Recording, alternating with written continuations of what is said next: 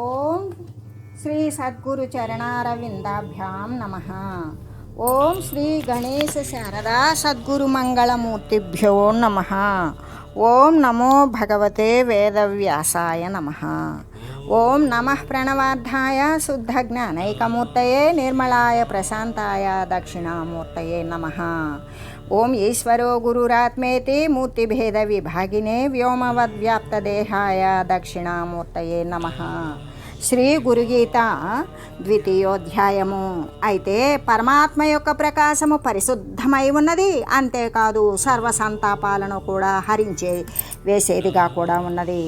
ఆ సర్వసంతాపాలను హరించిన మీదట అజ్ఞానము అనేటువంటిది లేశమాత్రము కూడా మిగలదు. సర్వము జ్ఞానమయమై ప్రకాశిస్తూ ఉంటుంది. అందుకే హృదయాకాశము అంటే మనస్సు యొక్క ఆకాశము అనేటువంటిదే అర్థం. మనస్సుకు స్థానమేంటి అంటే భ్రూమధ్య స్థానం. ఆ స్థానమే అయ్యున్నది. కాబట్టి భ్రూమధ్య స్థానమందు శ్రీ సద్గురుమూర్తి ఏ విధంగా ఉన్నాడు అంటే దేదీప్యమానమైన ప్రకాశముతో ఉండేటువంటి వాడు. ఇలాగే మరి ఆకాశానికి ఆవలి ఉన్నటువంటి ఏ జ్ఞానాకాశం అయితే ఉన్నదో అదే పరాకాశం. ఆ పరాకాశము అనబడేటువంటి మహా ఆకాశాదులు అనేటువంటివి 5 ఆకాశాలలో కూడా ప్రకాశించేటువంటి వాడు ఎవరు అంటే శ్రీ సద్గురుమూర్తి అని చెబుతూ, ఎలాగూ అంటే ఇక్కడ 5 ఆకాశాలు అన్నప్పుడు ఏమేమి ఏ యొక్క ఆకాశ తత్వాలైతే ఉన్నవో అహంకారాకాశము, మరి చిత్తాకాశము, మరి బుద్ధి ఆకాశము, మనసు అనే ఆకాశము, జ్ఞానాకాశము, ఈ 5 ఆకాశాలలో కూడా ప్రకాశించేటువంటి వాడు పరమాత్మ స్వరూపుడైన శ్రీ సద్గురుదేవుడు. అందుకే హృదయమందు మహాసూక్ష్మమై ఉన్నటువంటి దహరాకాశంలో ప్రవేశించడము అంటే ప్రకాశించేవాడు అంటే మహాసూక్ష్మ రూపుడై, సూక్ష్మాతి సూక్ష్మ రూపుడై, అక్కడ ఏది గోచరము కానీ ఆకాశమే లేనిదైతే దానికి అతీతమైనటువంటి ఏ యొక్క ఆకాశాలైతే మహా ఆకాశాలు ఉన్నవో వాటి యందు ప్రవేశించిన వాడు మహాసూక్ష్మత్వంతో సర్వవ్యాపకత్వంతో ఉండేటువంటి వాడే కదా ప్రకాశిస్తాడు అని చెబుతూ, అసలు హృదయం అంటే ఏంటి అంటే సహస్రార స్థానమే, అంతకు మించి మరొకటి లేనే లేదు. ఆ సహస్రారంలో ఎల్లప్పుడూ కూడా చంద్రునిలాగానే అతి శీతలంగా, ప్రసన్నంగా, ఆహ్లాదకరంగా, సంతోషదాయకంగా ప్రకాశిస్తూ ఉంటాడు. అంటే చంద్రుడు ఏ విధంగా ఉంటాడో అలాగా స్ఫటికములాగా స్వచ్ఛముగా శుద్ధముగా ప్రకాశిస్తూ ఉంటాడు. ఆ ఉంటాడు అని అనేక మంది అనేక విధాలుగా చెప్పి ఉన్నటువంటి గురువుని అంటే ఎవరు భక్తి కొలది వారు చెప్పేటువంటి విషయాన్ని మహామహిమాతిశయంగా భావిస్తూ అటువంటి సద్గురుమూర్తిని ఆ హృదయాకాశంలో సహస్రార స్థానంలో ఉన్నటువంటి సద్గురుమూర్తిని సదా ధ్యానించాలి అని తెలియజేస్తూ, అంతేకాదు పరమాత్మ అనేటువంటి వాడు ఎటువంటి వాడు సర్వవ్యాపకుడు. ఆయన ఒక్క చోట పరిమితమైన వాడు కాదు, విచ్ఛిన్నమైన స్థితి కాదు. కాబట్టి సర్వవ్యాపకుడు కాబట్టి గగనములాగానే ఆకాశము సర్వము వ్యాపించి మిగతా వాటికి ఎలా అవకాశమై ఉన్నదో అలాగే ఈ పరమాత్మ కూడా ఎల్లవేళలా ఎల్ల కాలముల యందు కూడా అన్ని స్థితుల యందు కూడా సర్వము వ్యాపించి సర్వాన్ని ప్రకాశింపజేసేటువంటి వాడు. అంటే మనం ఇహ సంబంధమైనటువంటి పరము అని చెప్పుకుంటాం. ఇహము అంటే మనం ఉండేటువంటి స్థానం, పరము అంటే స్వర్గలోకము, లేకపోతే కైలాసము, వైకుంఠము, సత్యలోకము, ఇటువంటి స్థానాలను అంటే మనం ఉండేటువంటి స్థానము కాకుండా మనకు పరగా ఉన్నటువంటి విషయాలనే మనం పరము అంటాం. అంటే బ్రహ్మాది స్థానాలే అవుతూ ఉన్నవి. ఏది అధికమైన పుణ్య విశేషాల చేత బ్రహ్మస్థానాన్ని, బ్రహ్మలోకాన్ని పొందవచ్చని, లేదా వైకుంఠాన్ని పొందవచ్చని, లేదా కైలాస సాధనాన్ని చేరవచ్చని, లేదా స్వర్గాన్ని పొందవచ్చని, అంటే ఈ సంబంధమైనటువంటి లోకం కాకుండా పర సంబంధమైనటువంటి లోకం అనేటువంటిదే ఉండేటువంటి వాడు. అయితే ఇక్కడ పరము కంటే కూడా పరమైన వాడు, ఇహము కంటే పరమైనవి ఈ త్రిమూర్తుల యొక్క స్థానాలు, స్వర్గలోకాదులు, ఇటువంటివన్నీ కూడా.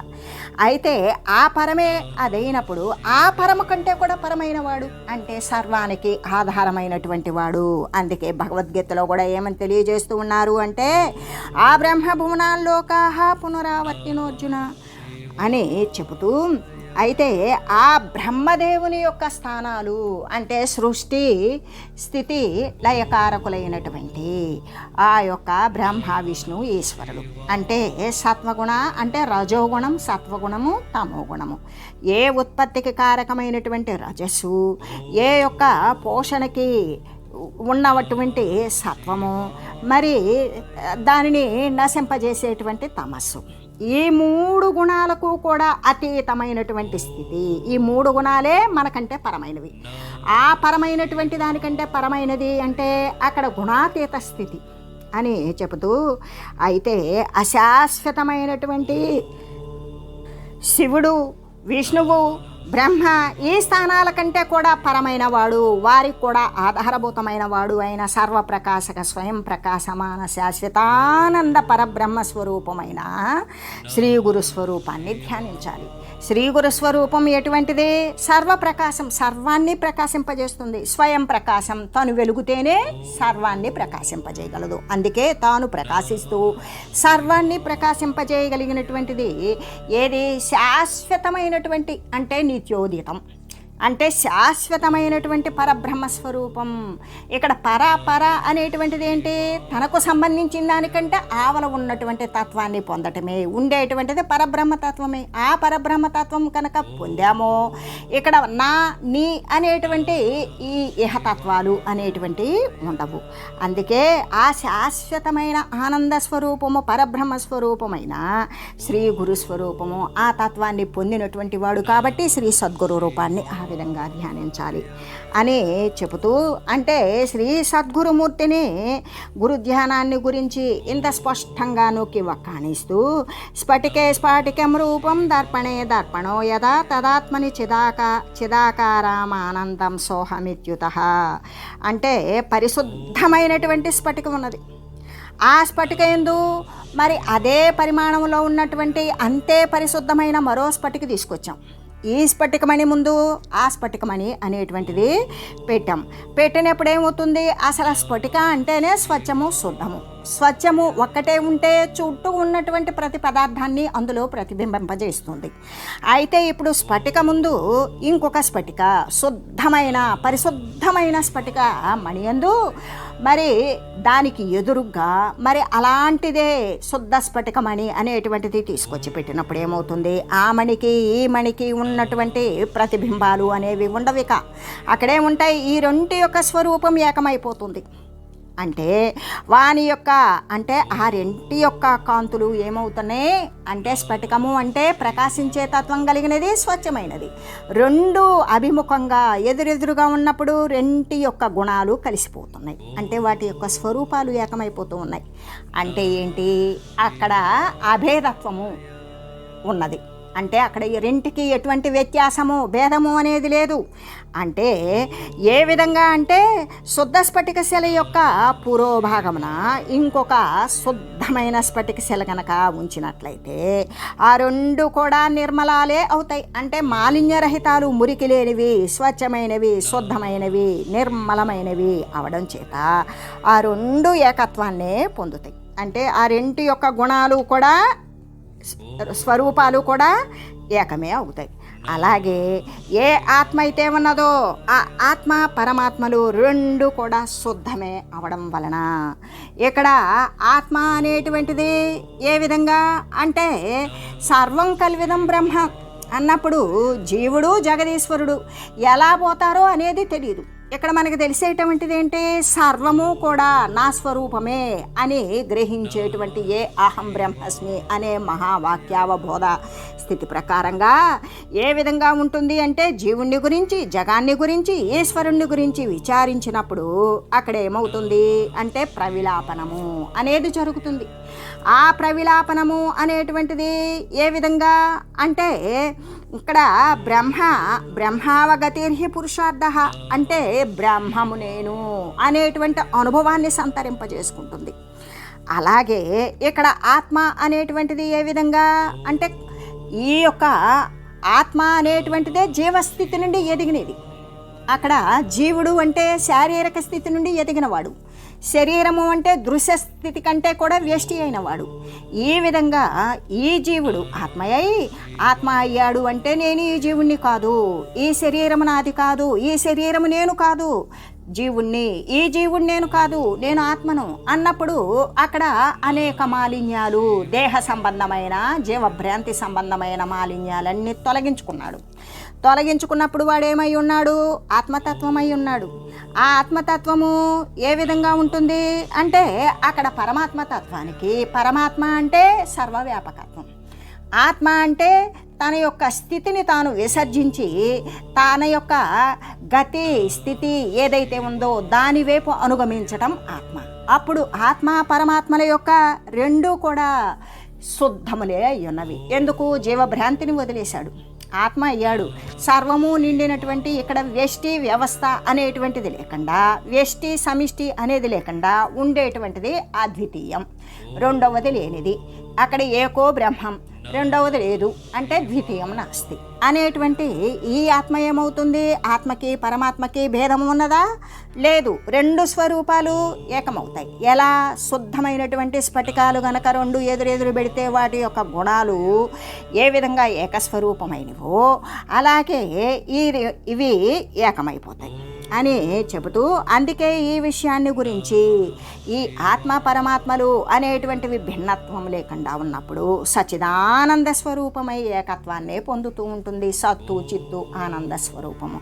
సత్తు అంటే సర్వవ్యాపకమైనటువంటిది, చిత్తు అంటే ఈ యొక్క ఆత్మస్వరూపము. ఈ సత్తు చిత్తు ఏకమైనప్పుడు అక్కడ మిగిలి ఉండేటువంటిది కేవలం ఆనంద స్వరూపమే అని చెబుతూ ఈ విధంగా చెందేటువంటిదే ఈ స్ఫటికాల యొక్క పోలికను తెలియజేసి ఉన్నారు. అంతేకాదు, అంతటితోనే వారు ఇంకా ఆగిపోలేదు. ఆగిపోకుండా ఇంకొక దృష్టాంతాన్ని కూడా తెలియజేస్తూ ఉన్నారు. ఇక్కడ రెండు స్ఫటికాలు రెండున్నవి, కానీ వాటికి స్వరూపంతో అభేదం సిద్ధించినప్పటికీ, వాటి యొక్క గుణాలతో భేదం లేకుండా ఉన్నప్పటికీ, వాని యొక్క స్వరూపాలు ఏకమైనప్పటికీ కూడా కేవలము వస్తువులు ఏకత్వాన్ని చెందలేదు. రెండు స్ఫటికాలు రెండుగానే ఉన్నవి, కానీ దానిలో ఉన్నటువంటి గుణాలు ఏకత్వం పొందినవి. ఆ స్ఫటికాల యొక్క స్వరూపాలు ఏకత్వాన్ని పొందినవి, కానీ రెండు స్ఫటికాలు ఒకటైపోలేదు. అవి భిన్న వస్తువులు, అవి రెండు వస్తువులు అని చెబుతూ, ఆ రెండు వస్తువులు ఏకత్వాన్ని చెందినవా? లేదు, ఒకే వస్తువుగా లేదు. కాబట్టి అందుచేత ఇక్కడ దర్పణ దృష్టాంతం కూడా తీసుకుంటూ ఉన్నారు. దర్పణము అంటే అద్దము. శుద్ధమైనటువంటి మురికి లేనటువంటి అద్దం ముందు అదే పరిమాణంలో ఉన్నటువంటి మరి ఒక అద్దాన్ని తీసుకొచ్చి మరి ముందు ఉన్నటువంటి అద్దానికి ఎదురుగ్గా రెండవ అద్దాన్ని పెట్టారు. ఆ పెట్టినప్పుడు ఏమవుతుంది? అక్కడ అద్దము అంటేనే ఏదైనా ఎదురుగ్గా ఉన్నటువంటి వస్తువును ప్రతిబింబిస్తుంది. కానీ ఇక్కడ అద్దం ముందు అద్దం ఉండేటప్పటికీ అక్కడ ప్రతిబింబరహితం, అక్కడ ప్రతిబింబం లేదు. ఎందుకు? ఆ అద్దం ఈ అద్దం నిర్మలత్వం కాబట్టి, రెండు శుద్ధమైనవి కాబట్టి అక్కడ ఏకత్వాన్ని పొందింది. అంటే అక్కడ భేదం అనేటువంటిది లేదు. అంటే పరిశుద్ధమైనటువంటి అద్దం యొక్క ముందు భాగంలో ఎదురుగా ఇంకొక అద్దాన్ని, ఇంకొక నిర్మలమైన మాలిన్యరహితమైనటువంటి మురికి లేని శుభ్రమైన అద్దాన్ని, అదే పరిమాణంతో ఉన్నదాన్ని తీసుకొచ్చి ఒకదానికొకటి ఎదురుగ్గా పెడితే ఆ రెండు ఏమైనాయి? వస్తువులు ఏకం కావట్లా, ఆ యొక్క వస్తువుల యొక్క స్వరూపాలు ఏకమైపోతున్నాయి. అలాగే ఈ జీవాత్మ అనేటువంటిది శుద్ధావస్థను పొందుతుంది. జీవుడు ఎప్పుడైతే శుద్ధ స్థితి పొందుతాడో అప్పుడు ఆత్మస్థితికి వస్తాడు. ఆ ఆత్మ ఏమవుతుంది? పరమాత్మకు ఏకత్వాన్ని సిద్ధింపజేస్తుంది. కాబట్టి ఈ ఆత్మ పరమాత్మలో కలవాలి అంటే జీవభ్రాంతి వదులుకోవాలి. అలా వదిలివేయబడినప్పుడే ఆత్మకై పరమాత్మకి ఏకత్వం అనేటువంటిది సిద్ధిస్తుంది. అంటే ఇక్కడ అద్దాలు రెండు అయినా కూడా ఈ రెండు కూడా నిర్మలమే అవడం చేత, అంటే మాలిన్యరహితం అవడం చేత, ఒకదానికొకటి ఎదురుగ్గా ఉన్నందుచేత అవి ఇతర వస్తు గ్రహణం చేయలేకపోయినవి. అయితే అవి రెండుగా ఉన్నప్పటికీ కూడా వాని పనిని మాత్రం చేయడం లేదు. అవి రెండు అద్దాలైనప్పటికీ కూడా వాటి పని ఏంటి? ప్రతిబింబించడం, ఎదురుగ్గా ఉన్న వస్తువును ప్రతిఫలింపజేయడం. కానీ రెండు కూడా మరి శుద్ధమైన వస్తువులు కాబట్టి ఒకదానితో ఒకటి దాని యొక్క స్వరూప లక్షణాలు ఏకత్వాన్ని పొందినవే కానీ అక్కడ ఎటువంటి పని కూడా చేయలేదు. అంత మాత్రమే కాదు, ఇక్కడ పురోభాగమున ఉన్నటువంటి వస్తువే అందులో ప్రతిఫలిస్తుంది. అద్దానికి ఎదురుగ్గా ఉన్నటువంటి ఏ వస్తువు అయితే ఉంటుందో అదే దాంట్లో ప్రతిఫలిస్తుంది. వేరే వస్తువు ప్రతిఫలిస్తుందా? లేదు కదా. అలాగే అట్టి ప్రతిబింబ భావం కూడా అప్పుడు నశించిపోయింది. ఎందుకు? ఆ అద్దంకి ఎదురుగా ఇంకొక అద్దమే ఉన్నది. అది నిర్మలం, ఇది నిర్మలం, అది శుద్ధం, ఇది శుద్ధం. అప్పుడేమైంది? అది ప్రతిఫలించలా, ఇది ప్రతిఫలించలా. ఎందుకు అంటే దానికంటే భిన్నమైన వస్తువు కాదు కాబట్టి. అంటే అక్కడ ఎందుకు ప్రతిఫలించలేదు అంటే అక్కడ ఉన్నటువంటి నిర్మలత్వం చేత ఆ రెండు స్వరూప లక్షణాలు కూడా ఏకత్వాన్ని పొందాయి. ఆ ప్రకారంగానే జీవాత్మ పరమాత్మ కూడా రెండు పరిశుద్ధములైనప్పుడు, ఎప్పుడైతే దేహము నేను కానని జీవుడు తన యొక్క భ్రాంతిని వదులుకొని వాసనలన్నీ కూడా నశింపజేసుకొని వాడు ఆత్మగా తయారైనప్పుడు ఆ ఆత్మ పరమాత్మ యందు, అంటే పరమాత్మ ఎల్లవేళలా శుద్ధమే. దేహధారణ తోటి జీవుడే మలినమై ఉంటున్నాడు. ఎప్పుడైతే మలిన వాసనలను విసర్జించాడో వాడు శుద్ధాత్మగా తయారైనప్పుడు ఆ ఆత్మ సర్వవ్యాపకమనందు సంలీనమవుతుంది అని చెబుతూ, కాబట్టి దర్పణాలు అంటే అద్దాలు వస్తువులు అని గ్రహించని విధంగానే ఏ విధంగా శుద్ధమైన అద్దాలు ఒకదానికొకటి ఎదురుగ్గా ఉన్నప్పుడు ఇంకొక వస్తువుని అది లోపలికి గ్రహించలేదు, ఆ విధంగానే అవి అవిద్యోపాధి మాయోపాధులను గ్రహించడం లేదు. ఇక్కడ అవిద్యోపాధి అంటే జీవుడు, మాయోపాధి అంటే పరమాత్మ. ఇక్కడ మాయా అనేటువంటిది అబద్ధాన్ని ఉపాధిగా చేసుకున్నాడా పరమాత్మ? లేదు. అంటే లేని దానిని ఉపాధిగా చేసుకుంటే లేదు కదా. మరి ఉండేది, మిగిలి ఉండేది, ఎప్పుడూ ఉండేది, మరి తెలిసినా ఉండేది, తెలియకపోయినా ఉండేది, సర్వకాల సర్వావస్థలందు సర్వవ్యాపకంగా ఉండేది కేవలం పరమాత్మే. అయితే ఈ యొక్క అజ్ఞానంతో కూడినటువంటి వాడు జీవోపాధి, వాడు జీవుడుగా ఉపాధిని పొందాడు, శరీరాన్ని పొందాడు. ఆ ఉపాధి అనేటువంటిది ఈ యొక్క అజ్ఞాన భ్రాంతి చేత వచ్చింది అని అజ్ఞాన భ్రమ ఎప్పుడైతే వర్జించాడో అంటే వదిలివేశాడో అప్పుడేమైంది? వాడు శుద్ధాత్మగా తయారయ్యాడు. ఆ శుద్ధాత్మ ద్వారానే, అంటే అవిద్యతో కూడిన అజ్ఞాన సంబంధమైన దేహము, లేని దేహము మాయో ఉపాధి అయినటువంటి ఆ దేహము వదిలివేయడం చేత ఇక్కడ తొలగవలసిందేంటి అంటే అవిద్య అనే ఉపాధి, మాయా అనబడేటువంటి ఉపాధి. ఇది దేని ద్వారా తొలుగుతుంది? కేవలం విచారణ ద్వారా మాత్రమే తొలుగుతుంది. ఏ ఆధ్యాత్మిక సాధన అయితే ఉన్నదో, ఏ జ్ఞాన మార్గాన్ని అనుగ్రహించినటువంటి శ్రీ గురుదేవుని యొక్క దయా విశేషము చేత మాత్రమే ఆ యొక్క విచారణ అనేది కొనసాగుతుంది. ఆ విచారణ కొనసాగినటువంటి విచారణ ద్వారానే అవిద్య ఉపాధిని తొలగించుకోవటం, మాయోపాధి అయినటువంటి పరమాత్మకు అసలు మాయే లేదని గ్రహించడం, అప్పుడు శుద్ధమైనటువంటి ఆత్మ పరమాత్మ యందు ఏకీకృతం కావడం అనేటువంటిది తెలుస్తుంది. ఆ తెలిసినప్పుడు అవిద్య ఉపాధిని వదిలేస్తాడు. అక్కడ మాయోపాధి అయినటువంటి పరమాత్మ అనేటువంటిది కాకుండా ఉపాధి రహితుడు సర్వవ్యాపకత్వం అయినటువంటి పరమాత్మ యందు వాడు ఏకమవుతాడు. ఈ యొక్క విచారణ చేత మనం లక్ష్యం ఏం పెట్టుకున్నాం? పరమాత్మ తత్వాన్నే పెట్టుకున్నాం. ఆ లక్ష్యం యొక్క అర్థమైనటువంటి నిరుపాధిక జీవాత్మ పరమాత్మల యొక్క అభేదత్వాన్నే తెలియాలి. ఏ విధంగా? అక్కడ ఉపాధే లేనటువంటి ఏది వాసన సంగమతో ఉన్నటువంటి జీవభ్రాంతి అంతా వర్జించినప్పుడు అక్కడ ఉపాధి లేదు, సర్వము వదిలేశాడు. వాడేమై ఉన్నాడు? ఆత్మ అయి ఉన్నాడు.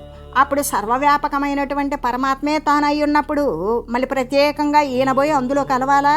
అక్కడ రెండు లేవు కదా. అక్కడ వదిలేసినటువంటి దాన్ని వదిలేగా తాను పరమాత్మే అయి ఉన్నాడు. అందుకే ఆత్మకి పరమాత్మకి కూడా అభేదత్వాన్ని గురించి తెలియజేస్తూ, మరి జీవాత్మ అంటే పరమాత్మ యొక్క ప్రతిబింబం అని కొన్ని శాస్త్రాలు చెప్తూ ఉన్నాయి. ఏ విధంగా అంటే పరమాత్మ అనేవాడు తాను అనేకమవ్వాలని, అనేకమై ఈ యొక్క జగత్తు అనేటువంటిది మరి ఈ దృశ్యము అనేది తన నుండి జాలువారిందని, తను బింబమైతే సూర్యుడు గనక బింబమైతే తన యొక్క ప్రతిబింబం నీళ్ళల్లో కనబడినట్లుగానే, అదేవిధంగా తాను పరమాత్మ అయితే ఈ యొక్క జీవోభ్రాంతి చేత వీడు జీవుడుగా ఉన్నాడు, ఇలా జాలువారింది అని ఇలా రకరకాలుగా శాస్త్రాలు కానీ ఇంకెతరులు కానీ చెప్తూ ఉంటారు. కానీ ఈ దర్పణద్వయ దృష్టాంతము చేత మనం ఈ రెండు అద్దాల యొక్క పోలిక చేత అట్టి బింబం ఉన్నదా? లేదు. మరి ప్రతిబింబం ఉన్నదా? లేదు. అక్కడ బింబభావము ప్రతిబింబ భావము కూడా నశించిపోయింది. అంటే అక్కడ ఉండవలసిందేంటి? భ్రాంతి జనితమైన దానిని వదిలివేసినప్పుడు ఇక్కడ తాను ఒక ఆత్మని మరొక పరమాత్మ ఉన్నదని ఉండదు. సర్వవ్యాపకమైన పరమాత్మ ఏదైతే ఉన్నదో అదే తానై ఉన్నాడు అని చెబుతూ అటువంటి భేదత్వ భావం నశించిపోయింది. బింబ ప్రతిబింబ భావాలు నశించిపోతే అక్కడ నిలిచి ఉన్నదేంటి? దృశ్యము నశించినటువంటి కేవలము చైతన్యమే మిగిలి ఉంది.